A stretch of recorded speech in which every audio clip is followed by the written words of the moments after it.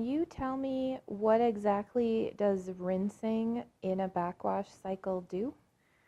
Okay, so when when you run a backwash cycle, so what happens is if you have this filter, what's going to happen is normally okay, so I got this coffee cup. This is about the best I can do right now. So we would say a pipe would come in the top, it's going to push through all the sand, and it's going to come out the bottom and continue on its way. So what happens is, as this happens, just like say if you ran a vacuum cleaner, shop vac, or anything else, this is going to build up with a lot of debris.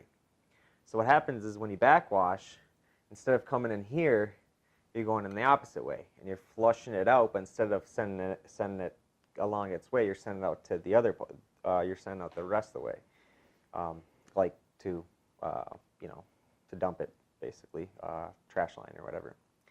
So when you rinse it, all right, so you're running normal, your filtration drops. So then you run a backwash cycle to get rid of all that stuff. Well, what happens is, if there's anything that's still in the lines anywhere along the way and you just go directly back to filter, then anything that's in there, it's just going to flush right back into the pool.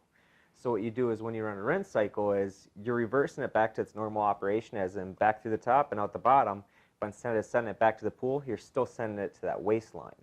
So what you're doing is you run your normal cycle, you backwash, you run it in reverse, send it to waste, and then when everything looks clean, it's not always going to be 100% clean, whether it's just some stuff's taking longer to move along, to move out the line, or there's just stuff still getting mixed in. When you put it back in its normal operation, top to bottom, anything that kind of got mixed in is going to be pushed out. You're pushing back out the waistline. So that's why we say, you run it for 15, 30 seconds, is because it's just finishing off the kind of the backwash cycle of anything that's left in the line. And that way you don't send it back to the pool.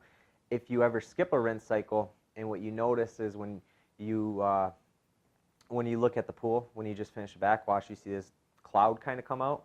By doing a rinse cycle, you won't get that, because that's just the stuff that's stuck in the line.